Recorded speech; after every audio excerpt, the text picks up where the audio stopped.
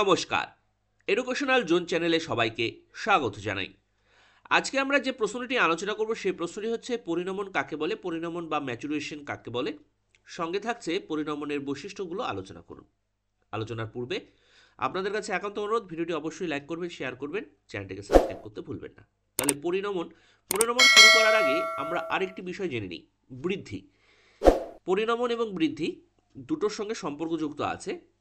দেখবেন আমরা যখন মায়ের পেটে থাকি, তারপর ভূমিষ্ঠ হই, তারপর আস্তে আস্তে ছোট থেকে বড় হই, সেখানে আমরা বৃদ্ধিজনিত কি দেখি? আমরা প্রথমে একদম ছোট ছিলাম, তারপর আস্তে আস্তে বড় হচ্ছি, তারপর আরও বড় হলাম, তার মানে উচ্চতা বৃদ্ধি পেল, আমাদের আয়তন বৃদ্ধি পেল। এগুলো কিন্তু আমরা দেখে দেখে বুঝতে পারলাম, তার মানে বৃদ্ধি হচ্ছে, কোনো একটি শিশুর বৃদ্ধি হচ্ছে। সে তার হাইট আগে ছোট ছিল, একদম ছোট ছিল, সে আগে কোলে ছিল, কোলে যখন থাকে বাচ্চারা তখন চিন্তা করুন কত ছোট থাকে। তারপর সময়ের সঙ্গে সঙ্গে সেই শিশুটি আস্তে আস্তে বড় হতে থাকে, হাঁটতে শেখে, কথা বলতে শেখে, জ্ঞান বুদ্ধি হয়। তাহলে এই যে এখানে আমরা ছোট থেকে বড় হওয়া দেখলাম, শিশুটি তার আয়তন বৃদ্ধি পেল, তার উচ্চতা বৃদ্ধি পেল, তার হাত পাগুলো ছোটোবেলায় কত ছোট ছিল, বড় হওয়ার সঙ্গে সঙ্গে আস্তে আস্তে বৃদ্ধি পাচ্ছে। এটি কিন্তু এই যে আয়তনগত দিক থেকে বা পরিমাণগত দিক থেকে যে আমরা দেখলাম যে শিশুটির উচ্চতা বৃদ্ধি পেল, ওজন বৃদ্ধি পেল, আয়তনে বৃদ্ধি পেল, এটি কিন্তু বৃদ্ধি। এই বৃদ্ধির সঙ্গে সম্পর্কযুক্ত হচ্ছে পরিণমন।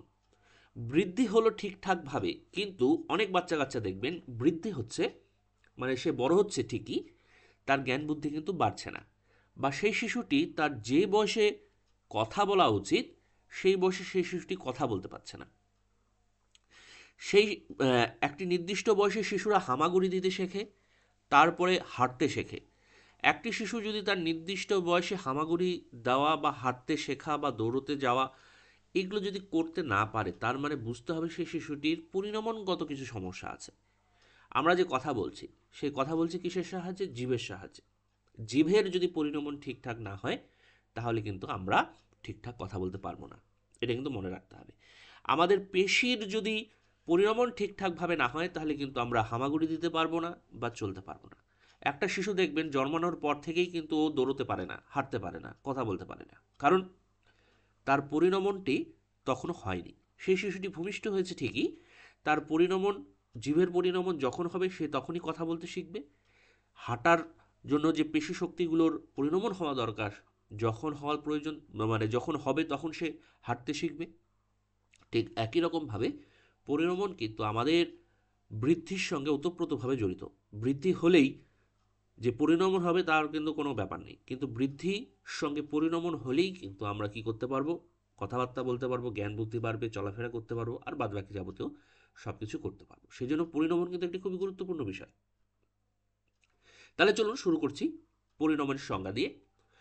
মনোবিদ কোলেসনিকের মতে জন্মগত সম্ভাবনাগুলি স্বাভাবিকভাবে প্রস্ফুটিত হওয়ার ফলে শিশুর আচরণ গুণগত এবং পরিমাণগত পরিবর্তনের প্রক্রিয়াই হলো পরিণমন। একটা জিনিস কি, পরিণমন কিন্তু আমরা গুণগত এবং পরিমাণগত পরিবর্তনগুলো দেখেই কিন্তু নির্ধারণ করি যে শিশুটির পরিণমন হচ্ছে কিনা। বাহ্যিক দিক থেকে শিশুটির উচ্চতা বৃদ্ধি পেল কিনা সেটা দেখে বুঝতে পারছি যে শিশুটির বৃদ্ধি হচ্ছে কিনা, কিন্তু পরিণমন কিন্তু বাইরের থেকে সেইভাবে দেখা যায় না, তাকে তার গুণগত আচরণগুলো এবং পরিমাণগত আচরণগুলো বুঝতে হয়। 6 মাস বয়সে শিশুটি কয়েকটি শব্দ বলতে পারবে বা বলে সাধারণত, সেই শব্দগুলো বলতে পারছে কি না। যে বয়সে শিশুটি হামাগুড়ি দিতে পারবে, সেই বয়সে সে হামাগুড়ি দিতে পারছে কি না বা হাঁটতে পারছে কি না, সেটি দেখে কিন্তু আমরা বুঝতে পারি। তার গুণ বিচার করে, তার পরিমাণ বিচার করে কিন্তু আমরা বুঝতে পারি যে তার পরিণমন সঠিকভাবে হচ্ছে কি হচ্ছে না। যদি ঠিকঠাক থাকে তাহলে পরিণমন হচ্ছে ঠিকঠাক। আবার অনেকের পরিণমন খুব দ্রুতগতিতেও হয়, সেদিকেও দেখতে হবে। সবার যে দেরি করে হয় তা এমন নয়, অনেকের পরিণমন খুব তাড়াতাড়ি হয়। যে বয়সে কথা বলতে পারা উচিত তার 1 মাস আগেই বা কিছুদিন আগেই সে কথা বলতে শিখে গেছে, হামাগুড়ি দিতে পারে তাড়াতাড়ি, হাঁটাহাঁটি করতে পারে তাড়াতাড়ি, দৌড়াদৌড়ি করতে পারে। আমরা অনেকেই বলতে দেখি যে এই শিশুটি খুব তাড়াতাড়ি বেড়ে উঠছে। স্কিনারের মতে কি, পরিণমন হলো এক বিশেষ প্রকার বিকাশ যা পরিবেশগত অবস্থার পার্থক্য সত্ত্বেও মোটামুটিভাবে সংঘটিত হয়। এক কথায় পরিণমন হলো শিখন ও অনুশীলন বাদে যে জৈবিক প্রক্রিয়ায় প্রাণীর মধ্যে সহজাত সম্ভাবনাগুলি বৃদ্ধি ঘটায় এবং আচরণের পরিবর্তন আনে, তাকেই পরিবর্তন বলে। তাহলে আচরণের পরিবর্তন আনে বলতে কি, শিশুটি হামাগুড়ি দিতে পারছে কিনা, সে কথা বলতে পারছে কিনা, আগে পারতো কি পারতো না, তার পরিবর্তনগুলো দেখেই তো আমরা বুঝতে পারি তার পরিণমন হচ্ছে কিনা। সেটি তো আচরণ দেখেই বুঝতে পারছি। সেই শিশুটি হাঁটতে পারছে কিনা, তার আচরণটি দেখেই তো আমরা বুঝতে পারলাম। এবার আমরা পরিণমনের বৈশিষ্ট্য সম্পর্কে জেনে নিই। পরিণমন হলো প্রক্রিয়ার যার মাধ্যমে জন্মগত প্রবণতার স্বাভাবিক বিকাশের মধ্য দিয়ে ব্যক্তির আচরণের গুণগত ও পরিমাণগত উভয় ধরনের পরিবর্তন হয়। নিচে পরিণমনের গুরুত্বপূর্ণ বৈশিষ্ট্যগুলো উল্লেখ করা হলো। 1 নম্বর, বিকাশের প্রক্রিয়া। পরিণমন হলো একটি বিকাশমূলক প্রক্রিয়া যার দ্বারা ব্যক্তির বৃদ্ধি ঘটে। 2 নম্বর, সহজাত প্রবণতার উপর নির্ভরশীল প্রক্রিয়া। পরিণমন প্রক্রিয়া শিশুর সহজাত প্রবণতার উপর নির্ভরশীল। জন্মসূত্রে প্রাপ্ত সম্ভাবনাগুলোর বিকাশের উপর পরিণমন নির্ভর করে। 3 নম্বর, স্বাভাবিক প্রক্রিয়া। পরিণমন প্রক্রিয়া শিশুর মধ্যে স্বাভাবিকভাবে ঘটে, এই প্রক্রিয়া শর্তাধীন নয়। 4 নম্বর, প্রশিক্ষণ নির্ভর নয়। প্রশিক্ষণের মাধ্যমে আমাদের শারীরিক গঠনের পরিবর্তন করতে পারবো, ওজনের পরিবর্তন করতে পারবো, বৃদ্ধির কিছু পরিবর্তন করতে পারবো, কিন্তু পরিণমনের কিন্তু সেইভাবে প্রশিক্ষণের উপরে প্রভাব পড়ে না। তো এখানে কি বলেছে, পরিণমন ঘটার জন্য কোনো প্রশিক্ষণের প্রয়োজন নেই। এই প্রক্রিয়া ব্যক্তি বা সমাজের চাহিদা, ইচ্ছা, অবস্থা, পরিস্থিতি কোনো কিছুর উপর নির্ভরশীল নয়। একাকী কিন্তু পরিণমন ঘটতে থাকে। আমরা কি খাচ্ছি, কোথায় বসবাস করছি, সব কিছুর সঙ্গে সম্পর্কযুক্ত কিন্তু এগুলো নয়। পরিণমন কিন্তু একাকী হতে থাকে। এবং এটা বলতে হবে, মানে খাওয়ার সঙ্গে কিন্তু পরিণমনের সম্পর্ক আছে কিছুটা। কারণ পরিণমন কি খাচ্ছি, কি ধরনের খাওয়া খাচ্ছি, তার মধ্যে কিন্তু কিছুটা কিন্তু পরিণমন এফেক্ট করে। 5 নাম্বার, চাহিদা নির্ভর নয়। পরিণমন প্রক্রিয়াটি শিশুর চাহিদার উপর নির্ভর করে না, এটি সমাজের প্রয়োজনের সঙ্গে সঙ্গতি রেখেও ঘটে না, এটি আপনা আপনি সংঘটিত হতে থাকে। 6 নাম্বার, শারীরিক ক্ষমতা অর্জনের সহায়ক। পরিণমন ব্যক্তির শারীরিক ক্ষমতা অর্জনে বিশেষভাবে সাহায্য করে। 7 নাম্বার, সক্রিয়তা ভিত্তিক নয়। পরিণমন প্রক্রিয়া সংঘটিত হওয়ার জন্য ব্যক্তির আত্মসক্রিয়তা খুব একটা প্রয়োজন হয় না, একাকী ঘটতে থাকে। জীবের বিকাশ কখন ঘটবে, আমরা যতই প্র্যাকটিস করি, যখন জীবের বিকাশ ঘটবে তখনই কিন্তু আমরা কথা বলতে শিখতে পারবো। হ্যাঁ, হতে পারে শব্দ ভাণ্ডার আমরা কিছু বাড়াতে পারবো। একটি শিশু স্বাভাবিকভাবে যদি 10টা শব্দ ভাণ্ডার থাকে, কথার কথা বলছি, সেখানে 10টার জায়গায় আমরা 15টা করতে পারবো। কিন্তু জীবের বিকাশ যখন ঘটবে তখনই কিন্তু সে তার শব্দ ভাণ্ডার একটা হোক দুটো হোক শুরু করতে পারবে। আর আমরা শব্দ ভাণ্ডার বেশি তখনই করতে পারবো যখন তার কিন্তু যে বিকাশ, ব্রেনের বিকাশ যখন বেশি হতে পারবে। আমরা প্র্যাকটিস করাতে পারবো, কিন্তু সেই প্র্যাকটিসটি তখনই সফল হবে যখন তার পরিণমন ঠিকঠাক হবে। অনেক বাচ্চাদের আমরা জোর করে দেখি, জোর করে পড়ানোর চেষ্টা করি, তোর দ্বারা কিছু হবে না। অনেক বাচ্চা আছে পড়তে বসে বোঝে না, মনোযোগ নেই, কিছু দিলে মনে রাখতে পারে না। মনে রাখতে হবে, সবসময় সে তার দুষ্টামির জন্য এগুলো করে না। অনেক বাচ্চা কাচ্চা আছে যে তার পরিণমনটি ঠিকঠাক হয়নি বলে সে কিন্তু মনে রাখতে পারে না কোনো কিছু, বা কোনো কাজ সে স্বাভাবিক করতে পারে না। হয়তো মানে কিছুদিন পরে করতে পারবে, যখন তার পরিণমনটি হবে সে তখন করতে পারবে, কিন্তু এই মুহূর্তে তার পরিণমনটি হয়তো তার পিছিয়ে আছে, সেই জন্য করতে পারছে। সেই জন্য আমরা অনেকে বকাঝকা করতে দেখি। দেখবেন ক্লাসে আপনারা যখন যে ক্লাসে আছেন না কেন, তারা দেখবেন আপনাদের ক্লাসে কিন্তু সবাই কিন্তু একরকম নয়।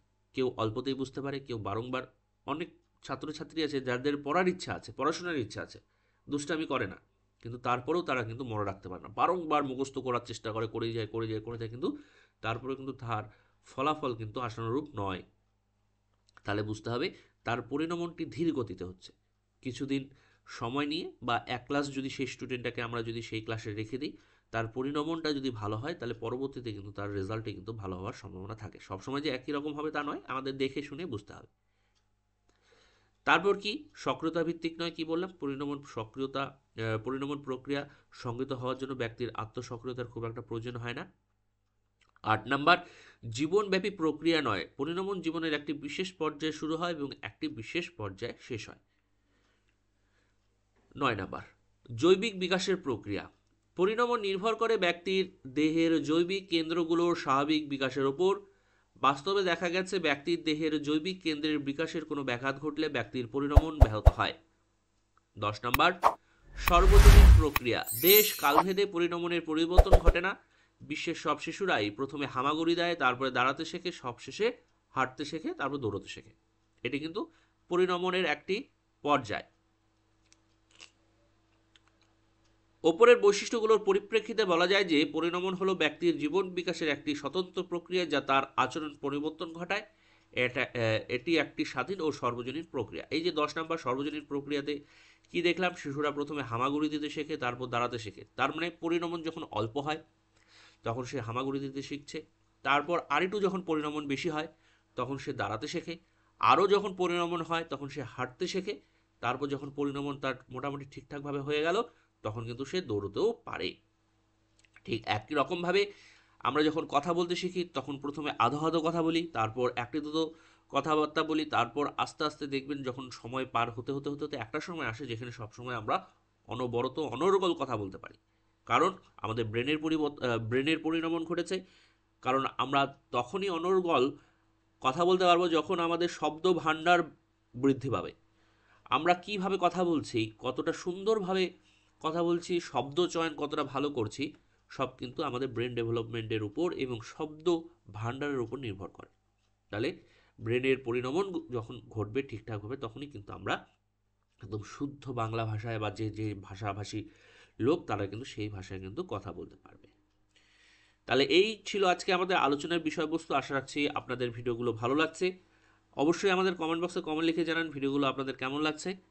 আপনাদের কাছে আবার অনুরোধ, ভিডিও অবশ্যই লাইক করবেন, শেয়ার করবেন, চ্যানেলটিকে সাবস্ক্রাইব করতে ভুলবেন না। সবাই ভালো থাকবেন, সুস্থ থাকবেন। বিদায় নিচ্ছি, সবাইকে অসংখ্য অসংখ্য ধন্যবাদ।